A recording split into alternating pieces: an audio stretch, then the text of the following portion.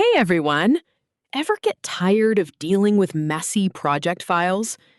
Normally, finding a specific client folder means clicking through layers of directories, digging around, and wasting precious time. You have to scroll through dozens of subfolders, try to remember which one is active. You're stuck repeating this tedious process all day long. There has to be a better way, right? That's exactly why I built this custom to-do list manager. Instead of hunting through File Explorer, this application puts everything you need right at your fingertips.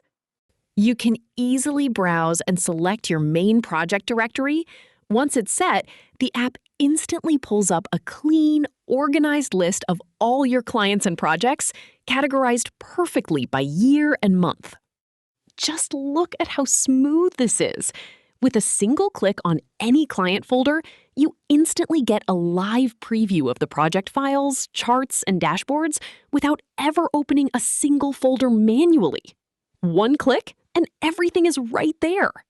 But it gets even better. You can fully track and update your project status directly from the interface. Let's say a milestone is finished. You can seamlessly update it to complete, or mark it in progress, depending on where you're at. The list dynamically updates itself based on the status you choose, keeping your workspace perfectly organized. Need to actually dive into the work? No problem. Simply double-click the client row, and the application opens up the exact project folder instantly. All your source files, templates, and assets are ready to go. Looking ahead, I have some exciting updates planned for the next version. I'm working on a brand new UI layout, adding options to edit folder names directly, and introducing a feature to create new client folders on the fly. I'm also planning to integrate a smart subtask system.